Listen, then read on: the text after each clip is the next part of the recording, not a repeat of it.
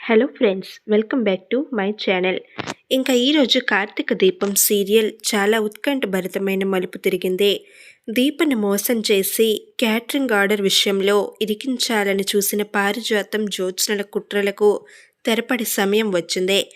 Board members అందరూ కూర్చుని ఉండగా శివనారాయణ గారు దీపను నిలదీసే ప్రయత్నం చేస్తారు. సరిగ్గా అదే సమయానికి కార్తిక్ ఎంట్రీ ఇస్తాడు. కార్తిక్ ఒంటరిగా రాడు. తన వెంట ఆ జూనియర్ ఆర్టిస్ట్ బాలరాజును కూడా తీసుకొస్తాడు. బాలరాజును చూడగానే పారిజాతం గుండెల్లో రైళ్లు పరిగెడతాయి. కార్తిక్ అందరి ముందు బాలరాజును గట్టిగా నిలదీస్తాడు. చెప్పు బాలరాజు, అసలు ఆ రోజు ఏం జరిగిందో ఈ బోర్డుకి, మా తాతయ్యకి నిజం చెప్పు అని గర్జిస్తాడు. బాలరాజు భయంతో వణికిపోతూ దీప కళ్ళకు గంతలు కట్టి తాను ఆర్డర్ ఇచ్చినట్టు ఎలా డ్రామా ఆడాడో లైవ్గా అందరికీ చెప్తాడో.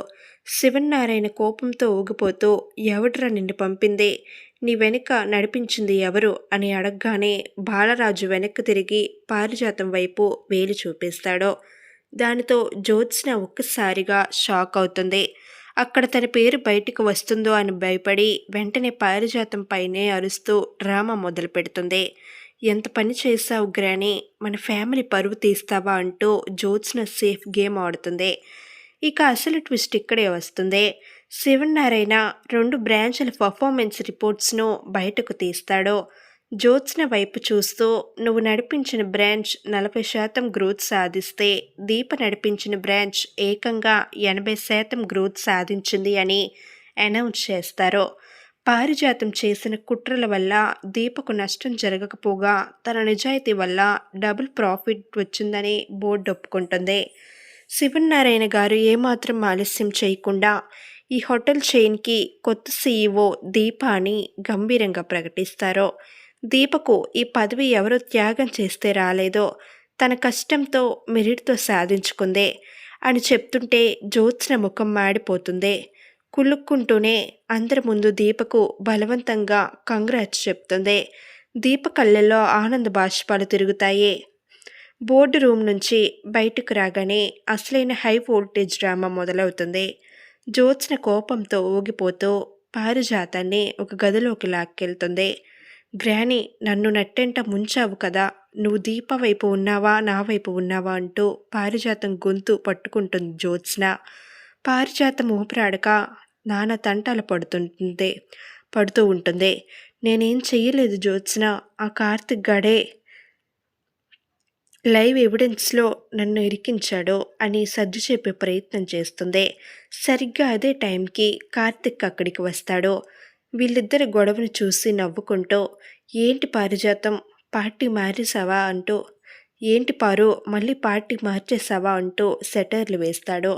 పారిజాతం కార్తిక్ కాళ్ళ మీద పడినంత పనిచేస్తూ, కార్తిక్, ఈ విషయం శివనారాయణ గారికి తెలిస్తే నన్ను ఇంట్లోంచి గెంటేస్తాడు, ప్లీజ్ నన్ను కాపాడు అని బ్రతిమాలుతుంది.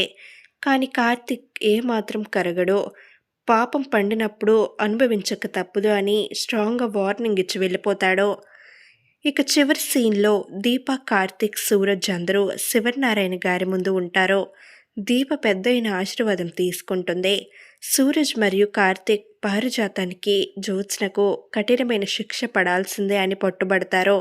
అయితే ఈ నిజం సుమిత్రకు తెలిస్తే తట్టుకోలేదని, ఇల్లు ముక్కలైపోతుందని జ్యోత్స్న, పారిజాతం భయంతో వణికిపోతుంటారు. ఇక్కడ దీప తన గొప్ప మనసును చాటుకుంది. తాతగారు, ఈ విషయం సుమిత్రమ్మకు తెలిస్తే ఇల్లు నరకమైపోతుంది, ప్లీజ్ ఆమెకు చెప్పకండి అని దీప శివనారాయణ బ్రతిమాలుతుంది. దీప మాటను గౌరవించిన శివనారాయణ సుమిత్రకు చెప్పనని మాట ఇస్తాడు. పారిజాతానికి 5 నియమాలు దీక్ష విధిస్తున్నాను అని చెప్తారు.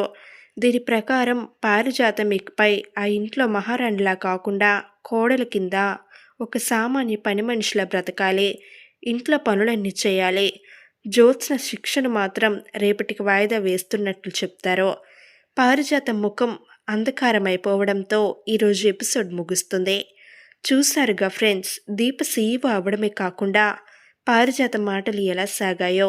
మరి రేపటి ఎపిసోడ్లో జ్యోత్స్నకు శివనారాయణ ఎలాంటి శిక్ష వేస్తారో చూడాలి. ఈ వీడియో నచ్చితే లైక్ చేసి అలాగే మన ఛానల్ని సబ్స్క్రైబ్ చేసుకోండి.